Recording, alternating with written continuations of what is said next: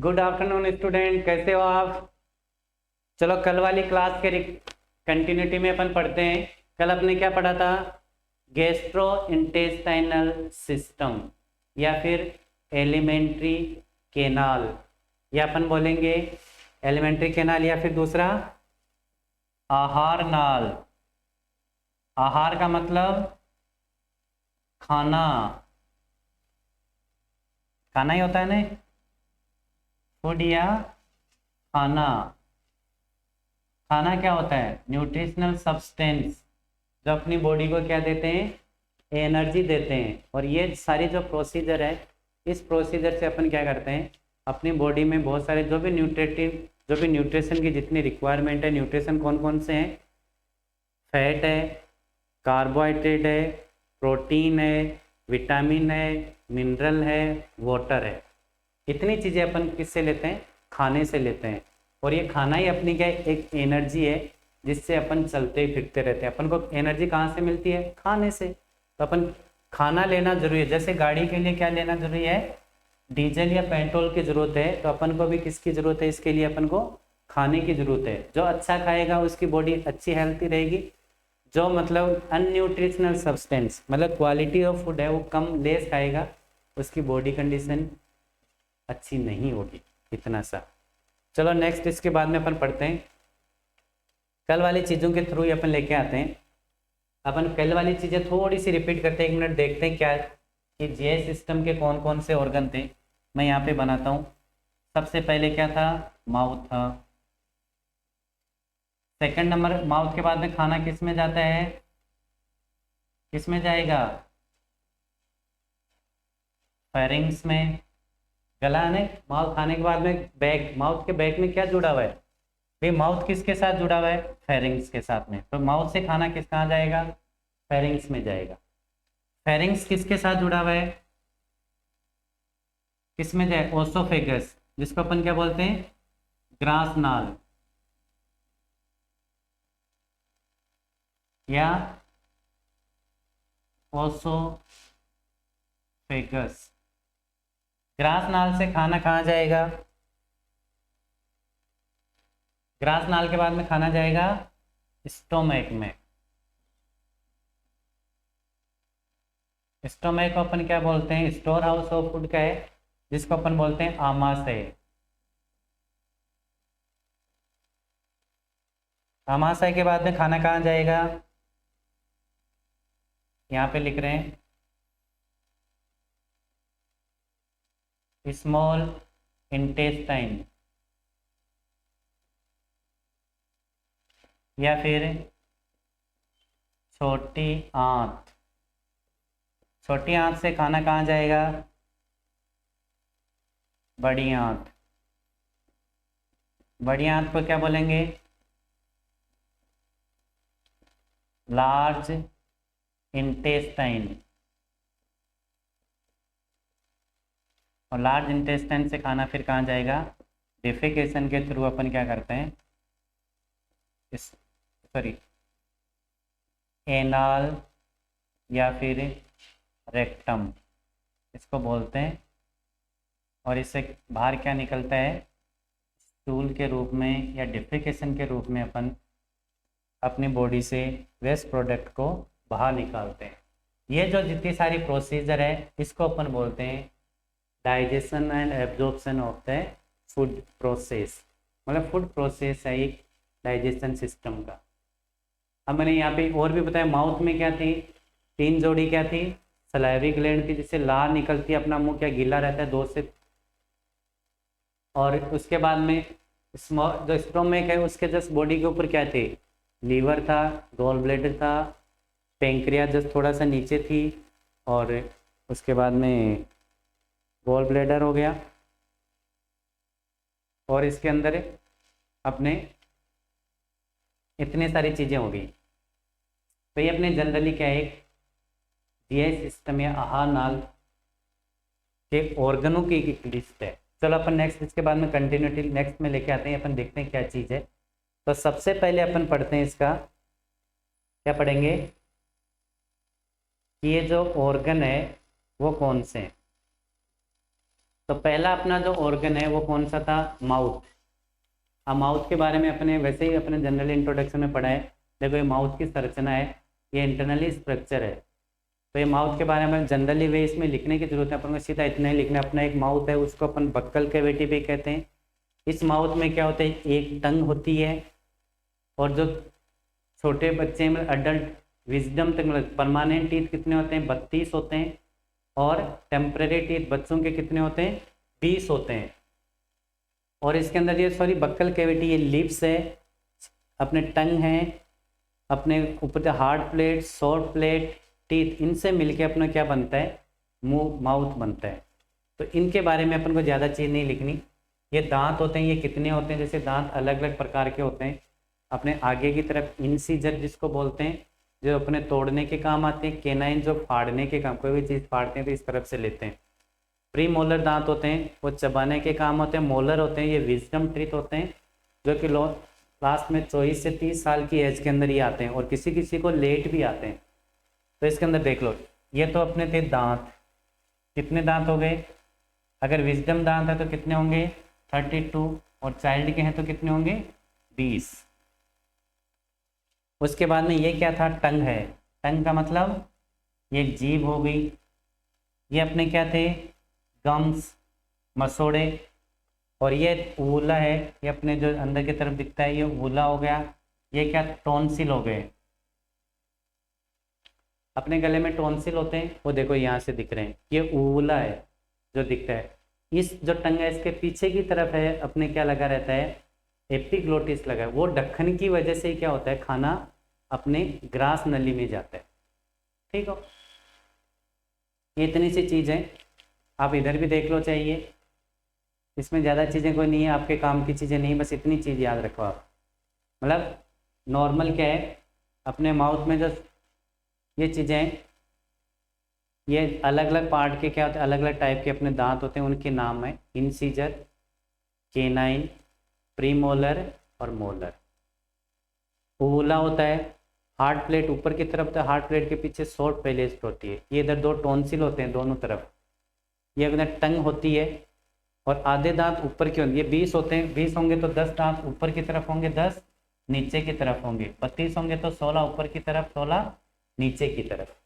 ये इनका सिस्टम है। चलो इसके बाद में ये तो आपको ज़्यादा समझाने की ज़रूरत नहीं है। फिर अपन ये देखते हैं, अपने टंग के बारे में देखते हैं, जीभ क्या होती है। अब देखो, जीभ एक मस्कुलर ऑर्गन है, मसल्स की बनी होती है, जो कि क्या अपने फूड को क्या चबाने के काम, टेस्ट के काम। चबाने का मतलब अपना फूड अपन जो अंदर लेते हैं उसको इस तरह साइड में कर देती है, जिससे अपन क्या होते हैं, फूड चबाते रहते हैं। एक इसका मेन काम है वो टेस्ट का है, मतलब अपना स्वाद का काम आती है। मतलब स्वाद में कौन काम आता है, जीभ। जीभ किसके काम आती है, स्वाद लेने के काम, और बोलने के काम भी आती है।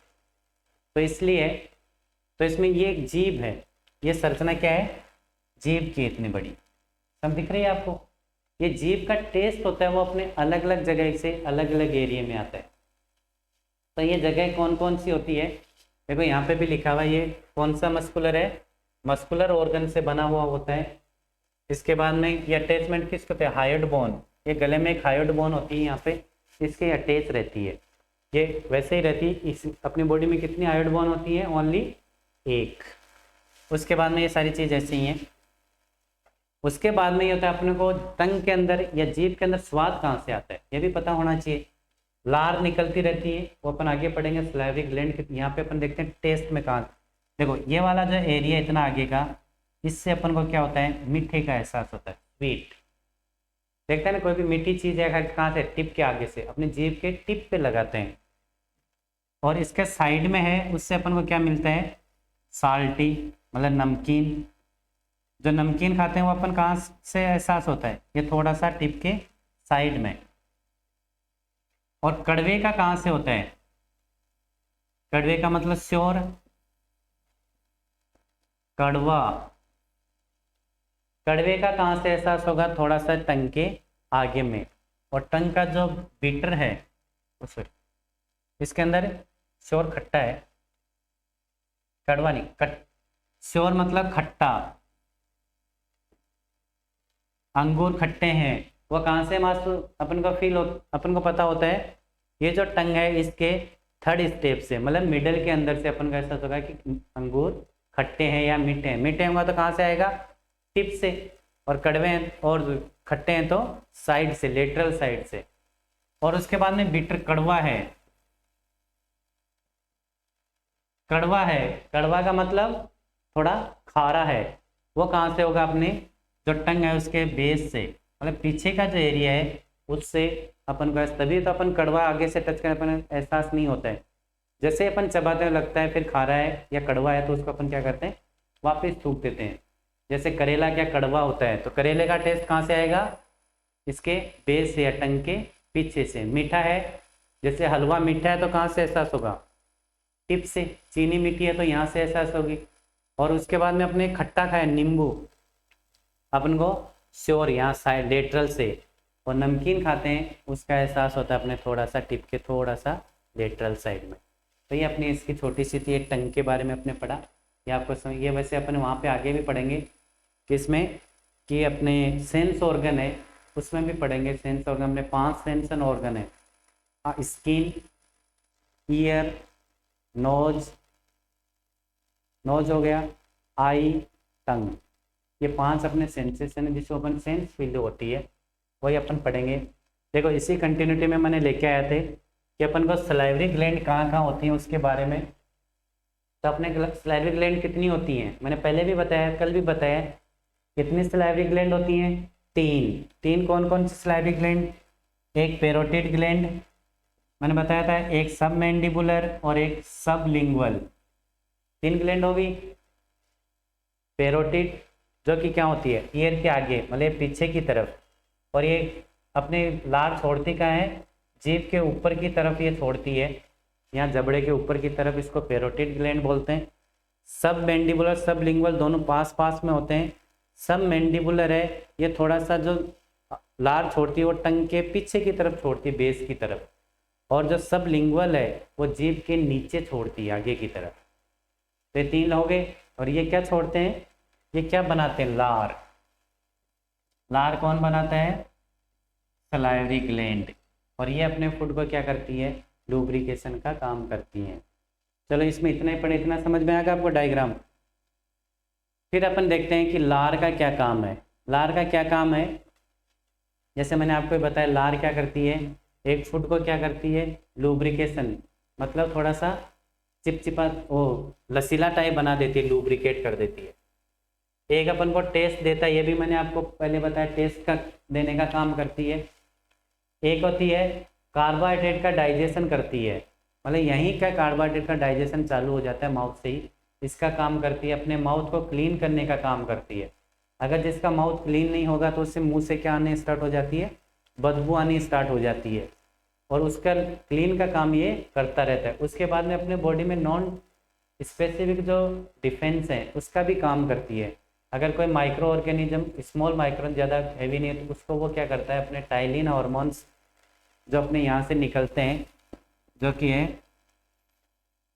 टाइलिन हार्मोन है, वो अपने माउथ से निकलता है। तो ये टाइलिन हार्मोन ही क्या करता है, उसको जो माइक्रो ऑर्गेनिज्म है उसको डिस्ट्रॉय करने का भी काम करता है, क्योंकि इसका लेवल बहुत ही पीएच लेवल सही है, पीएच लेवल के अकॉर्डिंग ये वर्क करता है। तो इतने समझ में आया टंग।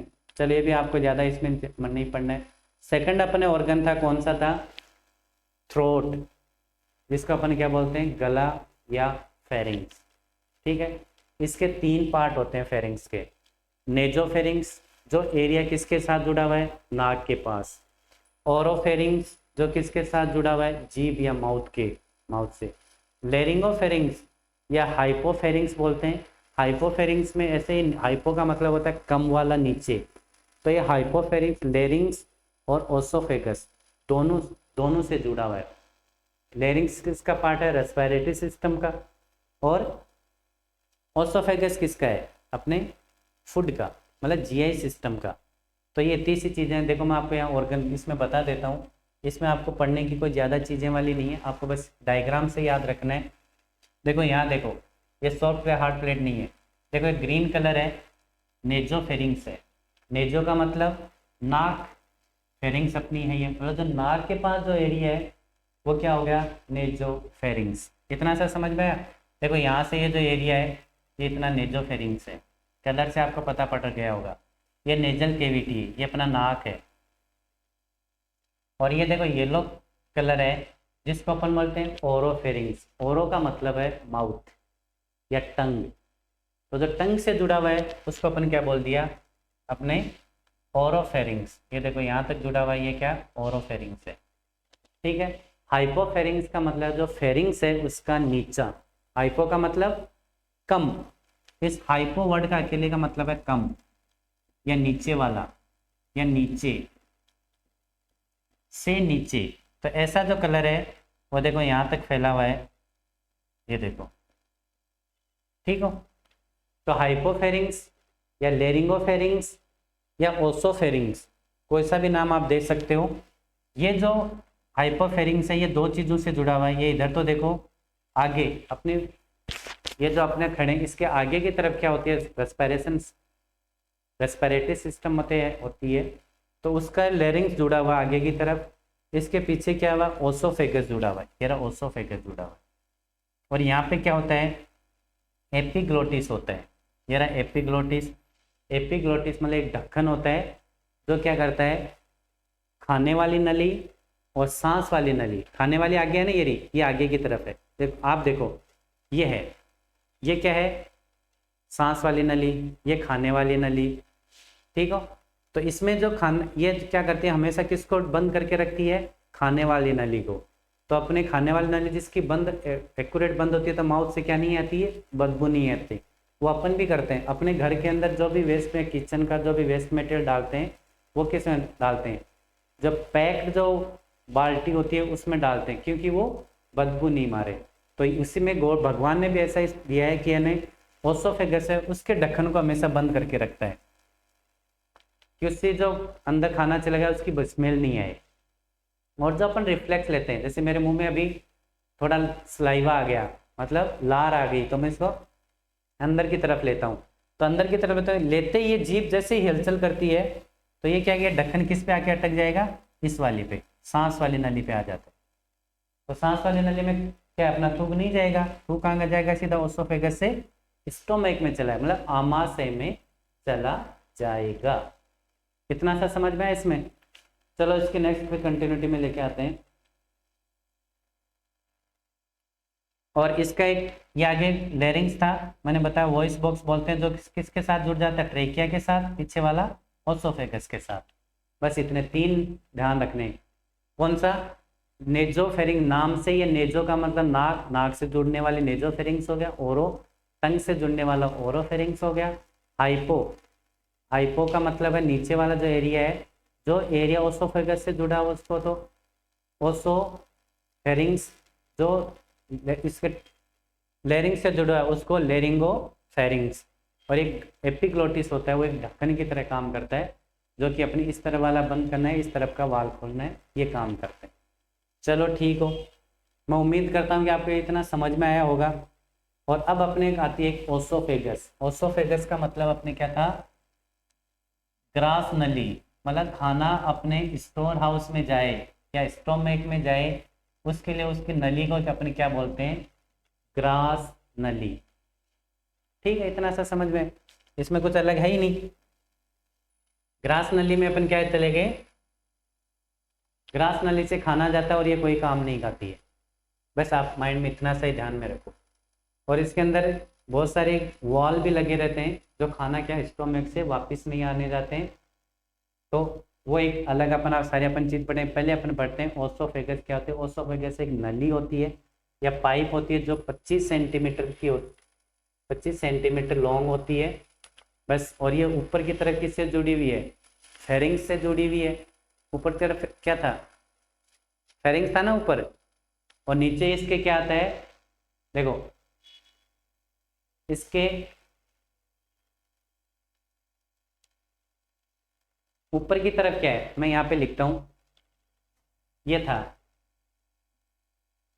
ये क्या था फेरिंग्स था, हाइपोफेरिंग्स। ठीक है ना, फेरिंग्स था ना।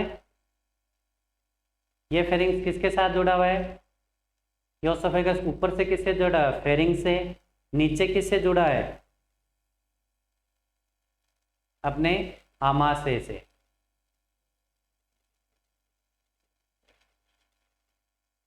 ये आमाशय से जुड़ा, तो ये बीच वाली जो नली है इसी को ही अपन क्या कहते हैं, ओसोफेगस, ESO, ओसोफेगस। अब इसके अंदर ये बताया कि इसके ओसोफेगस है, इसके सामने क्या, एनाटॉमी की बात है, अपन एनाटॉमी पढ़ रहे हैं तो पता होना चाहिए। ओसोफेगस के सामने क्या होता है, अपने ट्रेकिया होता है, जो सांस वाली नली है उसको ट्रेकिया होता है। सांस वाली नली कौन सी है, ट्रेकिया। और इसको, ये आपके काम की चीनी है, ये स्पिनेक्टर लगा रहता है, कार्डियक स्पिनेक्टर होता है, ये अपन आगे पढ़ेंगे उस चीज़ में, ये आपके लिए लेवल की चीज़ नहीं है। चलो फिर अपन कंटिन्यू इसमें पढ़ते हैं, ये स्ट्रक्चर देखते हैं कि अपन ग्रास नली पढ़ ली, उसका ज़्यादा रोल नहीं था। अब अपन पढ़ते हैं कौन सी नली पढ़ रहे हैं, अपन नली पढ़ेंगे, नली नहीं पढ़ेंगे, अब ऑर्गन पढ़ेंगे, स्टोमैक। और स्टोमैक अपन पढ़ेंगे तो उसकी कैसे क्या होता है, क्या स्ट्रक्चर है, कितने उसके पार्ट हैं, कैसे वहाँ पे खाना आता है। तो देखो इसमें डायग्राम में देखो, आप इस तरफ मत देखो, सबसे पहले अपन देखते हैं जो स्टोमैक है उसका आकार कैसा होता है, कैसा आकार है इसका, ये कलर नहीं दिख रहा आपको, रेड कलर लेना पड़ेगा। कैसा आकार होता है, जे आकार का। ये देखो ये ऐसे करके और ऐसे आ गया, तो इसका आकार साइज कैसे हो गई, जे आकार की। या तो अपन जे आकार लिखें या उल्टा सी आकार की भी होती है, लेकिन ऐसा अपन लिखते नहीं है सी आकार, मतलब सी लिखेंगे तो ऐसा लिखेंगे, उल्टा सी नहीं लिखेंगे। चलो ठीक हो, इसका साइज कैसी हो गई, जे आकार की। या अपन दूसरी जगह कई बार उल्टा सी आकार का ऑर्गन कौन सा आता है ह्यूमन बॉडी में, तो अपने शरीर में क्या कौन सा होता है, स्टोमैक होता है, या आमाशय होता है, स्टोमैक या आमाशय। इसके बाद में दूसरा आता है, इसका शेप हो गया। और इसके बाद में अपन जैसे जो अपन माउथ से जो खाना खाते हैं वो अपने लार मिल जाती है, उसके बाद चबाने के बाद उसमें मिलने के बाद वो क्या, बोलस बन जाता है। और बोलस बन के वो कहाँ पहुँच जाता है, अपने फूड में यहाँ, और यहाँ आने के बाद में वो क्या हो जाता है, काइम में कन्वर्ट हो जाता है। ठीक है, बोलस कहाँ बनता है, माउथ में, यहाँ आते आते वो क्या हो जाता है, काइम। इसका ये नाम है, ये आपके लिए काम का नहीं है। तो देखो इधर भी लिखा हुआ है, इसका शेप कैसे होता है या साइज क्या है, जे शेप। इसमें खाना आता है उसको अपन क्या बोलते हैं, काइम। काइम आपके एग्जाम में से क्वेश्चन आ सकता है कि काइम नाम का जो फूड है, काइम जो पार्ट ऑफ फूड है वो कहाँ होता है, स्टोमैक में। बोलस कहाँ होता है, माउथ में। इसका दूसरा एक छोटे वर्ड में है, ये किसका रिजर्व करता है, संरक्षण करके रखता है खाने को। फूड का स्टोर हाउस क्या है, स्टोमैक है। उसके बाद में इसमें बताएं कि ये जो अपने इसमें लिखा है, देखो ये यहाँ पे ओसोफेगस जुड़ा हुआ है, दिख रहा है ना आपको, ओसोफेगस। तो एक स्पिनेक्टर आएगा यहाँ पे, ओसोफेगस है ही है। इस पार्ट को अपन बोलते हैं कार्डिया, ये ऊपर का पार्ट है, इसको अपन कार्डिया बोलते हैं। तो देख, कार्डियो ओसोफेजियल स्पिनेक्टर, कार्डिया मतलब इसके पार्ट का नाम है, ऊपर का जो पार्ट है, ये वाला जो पार्ट है इसको कार्डिया बोलते हैं। कार्डियक मतलब हार्ट होता है, वो कार्डियक है, ये कार्डियो है। कार्डियो का मतलब अपने सीधा माइंड में कहाँ जाना चाहिए, स्टोमैक का पार्ट का नाम है कार्डिया, DIA, और वो क्या है, हार्ट या हृदय से। ये क्या वाल्व लगा रहता है जो क्या कहता है, खाने को क्या वापस ऊपर नहीं जाने देता।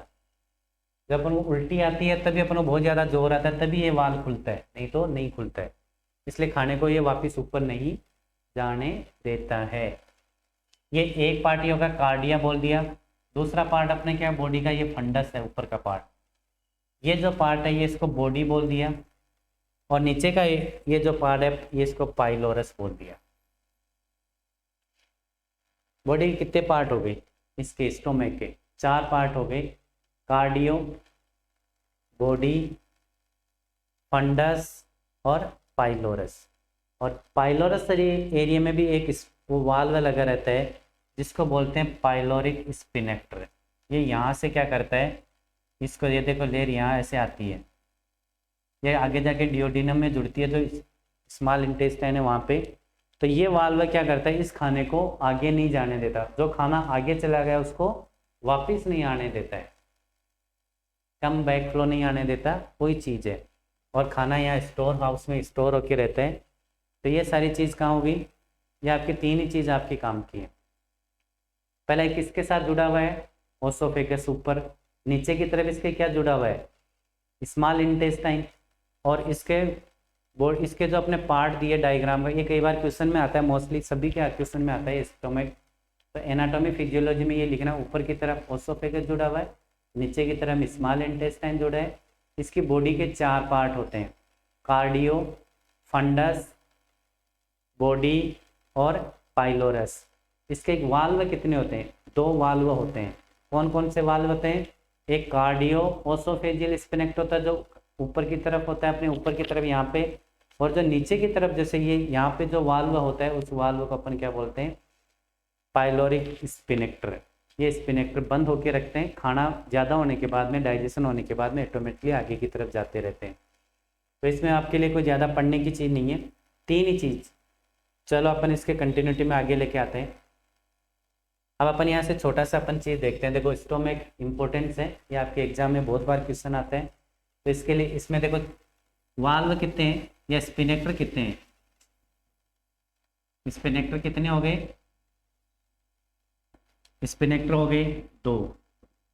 एक हो गया ऊपर की तरफ जिसको अपन बोलते हैं कार्डियो ओसोफेगस स्फिंक्टर, एक कौन सा स्फिंक्टर, पाइलोरिक स्फिंक्टर। 2 स्फिंक्टर हो गए। बॉडी के कितने पार्ट, इसकी संरचना शेप कैसा होता है, जे शेप में होता है। इसके बाद में इसकी और चीज़ें क्या होती हैं, और ये क्या है, फूड का क्या करता है, स्टोर करता है, स्टोर करता है। 2 वाल्व हो गए। ये जो ऊपर की तरफ क्या जुड़ता है, ओसोफेगस जुड़ता है। नीचे की तरफ क्या जुड़ता है, इसके क्या जुड़ता है, स्मॉल इंटेस्टाइन। स्मॉल इंटेस्टाइन का जो डियोडिनम पार्ट है वो इसके आके जुड़ जाता है। इतनी सी ये छोटी सी ये चीज़ थी। इसका फंक्शन भी है, बहुत सारी चीज़ें हैं। जैसे हम फंक्शन की बात करें तो जो अपने ये जो पढ़ा है वही चीज़ है और कोई सी भी चीज़ नहीं है। तो इसके बाद में चलो अपन ये फंक्शन भी है इसके, चलो इसके नेक्स्ट लेके आते हैं स्मॉल इंटेस्टाइन, या इसके बारे में अपन पढ़ते हैं। जो स्टोमक होती है उसके पास में क्या होते हैं, वहीं पे मैंने बताया पहले ही, पेंक्रियाज, लीवर और क्या था, गॉल ब्लेडर, ये सारी चीज़ें स्टोमक के आसपास होती हैं। तो जो स्टोमक है उसकी जो सेल्स हैं वो सेल्स भी के एक हार्मोन का सीक्रेट करती हैं, और वो जो हार्मोन सीक्रेट करते हैं उस हार्मोन को अपन बोलते हैं, क्या बोलते हैं, गैस्ट्रिक जूस। गैस्ट्रिक जूस कौन सीक्रेट करता है, स्टोमक सीक्रेट करता है। और इसका जो ग्लैंड सीक्रेट करने वाली जो स्टोमक में, उसको अपन क्या बोलते हैं, गैस्ट्रिक ग्लैंड। ठीक हो। तो ये इसके अंदर आपको ज़्यादा चीज़ समझने वाली चीज़ नहीं है। इसमें पेप्सिन है, जो चीफ सेल्स हैं वो क्या, कौन सा हार्मोन सीक्रेट करती हैं, पेप्सिन करती हैं, और एक लाइपेज हार्मोन सीक्रेट करते हैं। और इसके अंदर और इसमें जो पेराइटल सेल्स हैं, इसमें बहुत सारी सेल्स होती हैं, जैसे पेराइटल सेल्स है, चीफ सेल है, और इसके तो ये क्या चीज़ करते हैं, जो पेराइटल सेल है वो क्या सीक्रेट करेगी, वो एक इंट्रेंसिक फैक्टर से होता है जो उसको सीक्रेट करते हैं। वो इंट्रेंसिक फैक्टर बहुत सारे काम में आती है।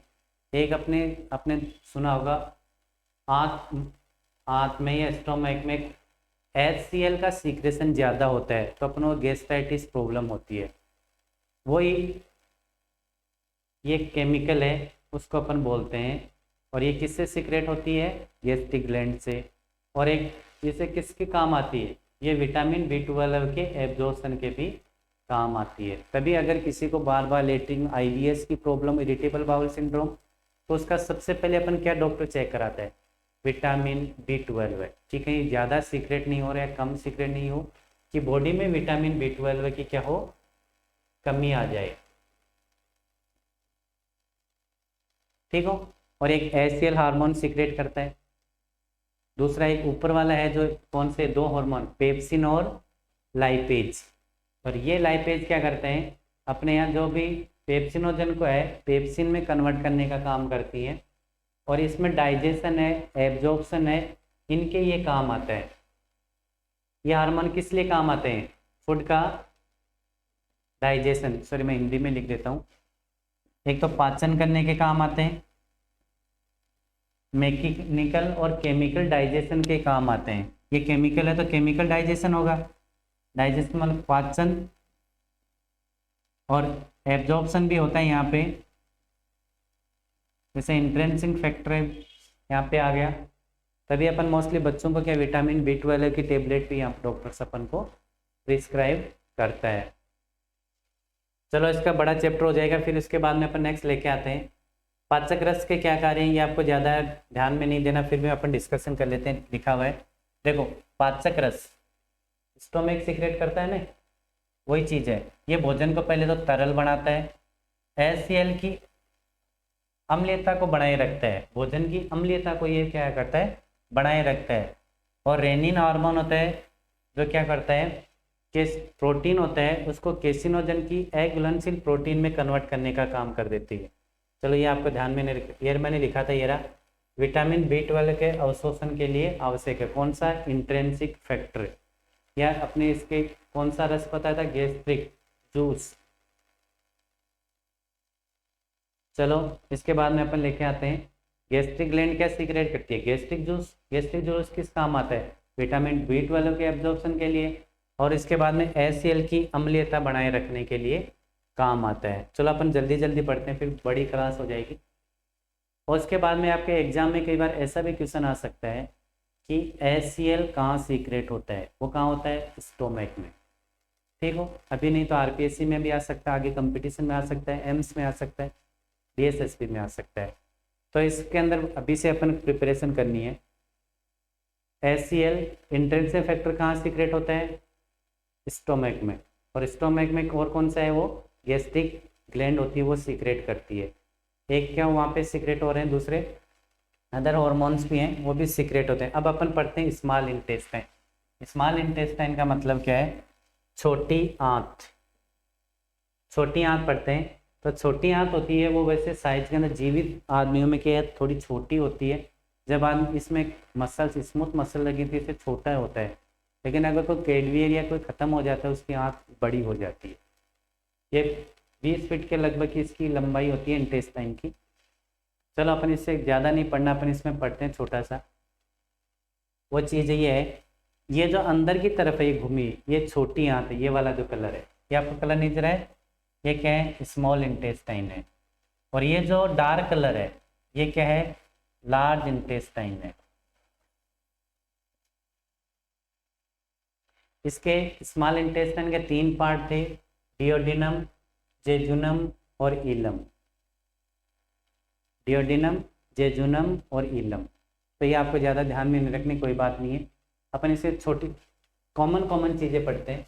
वो क्या पढ़ते हैं, पहले लिखा है स्मॉल इंटेस्टाइन छोटी आंत, इसका डायमीटर 2.5 सेंटीमीटर, लेंथ 3.5 मीटर होता है। 3.5 का मतलब 10 फीट के बराबर होता है ये। और इसके बाद में इसका काम मोस्टली क्या, डाइजेशन का और एब्जॉर्प्शन का, दोनों काम यहाँ होते हैं। सबसे ज़्यादा डाइजेशन और एब्जॉर्प्शन कहाँ होता है, स्मॉल इंटेस्टाइन के अंदर। इसके बाद में मैंने इनके पार्ट के नाम बताए थे। इसके जो रीजन होते हैं वो कितने, डियोडिनम होता है जो किसके साथ जुड़ा रहता है, स्टोमक के।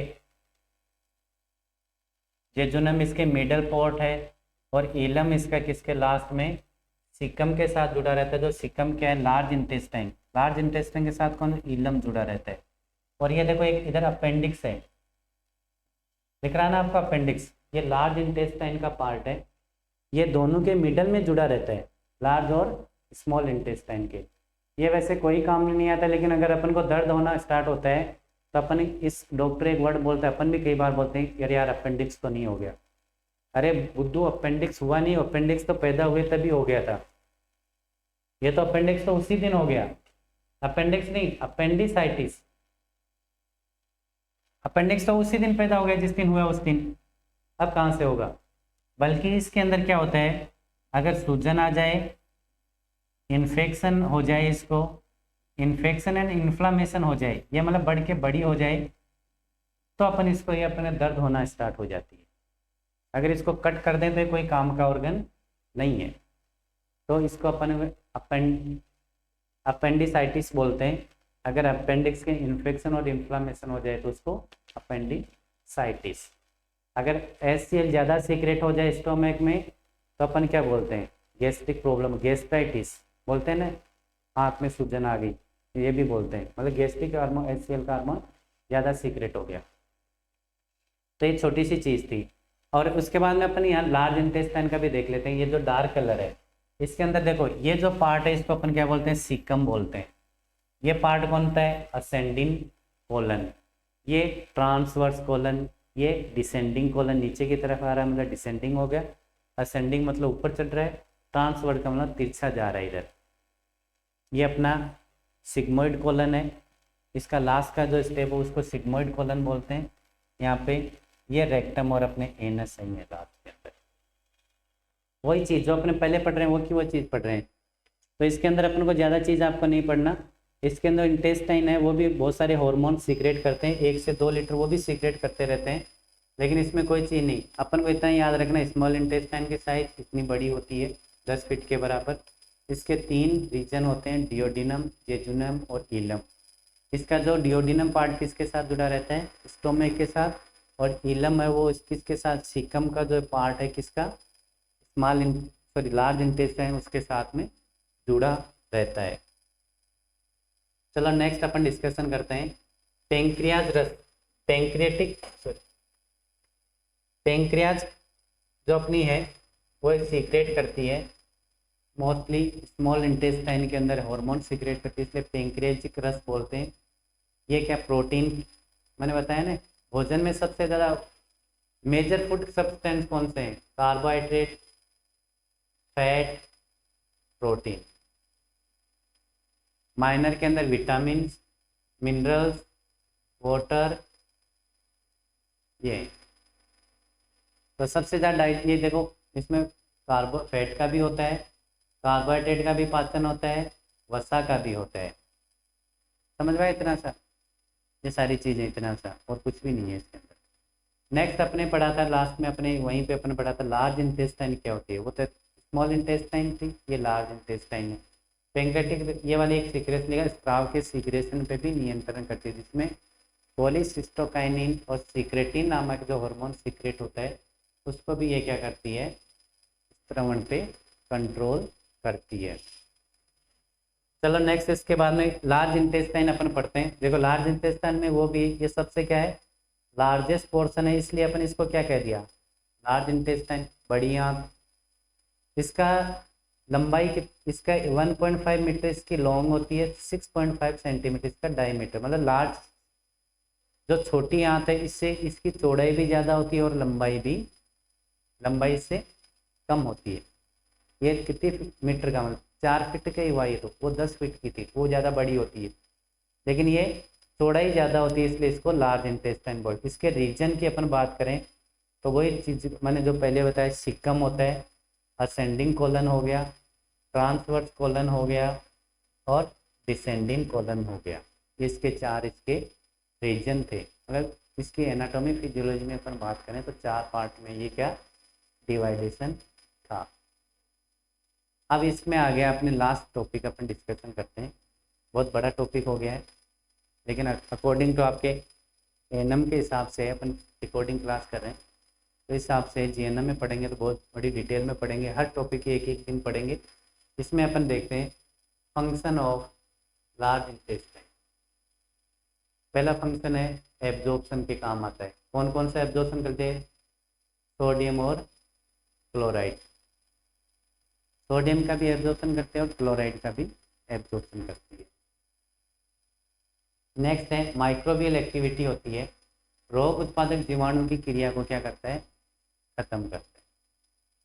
नेक्स्ट क्या आता है, मास मूवमेंट करता है, मूवमेंट का काम करता है। और लास्ट में अपने पढ़ा था डेफिकेशन, डेफिकेशन मतलब स्टूल, मल त्याग, मल को त्यागने का काम भी कौन करती है, लार्ज इंटेस्टाइन। तो ये अपने इतने से छोटे से टॉपिक थे, तो अपन इसके अंदर आपको कुछ समझ में नहीं आया हो, बहुत छोटी सी चीज़ है, आपको पार्ट के नाम याद रखने, 3-4 डायग्राम है वो याद रखने। जैसे ये डायग्राम आपको याद रखें, स्मॉल इंटेस्टाइन और लार्ज इंटेस्टाइन दोनों आ गए। उसके बाद में ये डायग्राम आता है स्टोमक, या आपके एग्जाम में 100% कहीं ना कहीं डायग्राम अगर इससे आएगा तो स्टोमक ही आएगा। और उसके बाद में सेंस ऑर्गन है, वो आपको ध्यान में रखना है। जैसे 3 अपनी स्लाइवरी ग्लैंड होती है, नॉलेज के लिए थी, और ये अपने टंग है सेंस ऑर्गन में भी इसको पढ़ेंगे डिटेल के अंदर। इतनी से चलो ठीक हो, बाय बाय, बहुत लंबा क्लास होगी।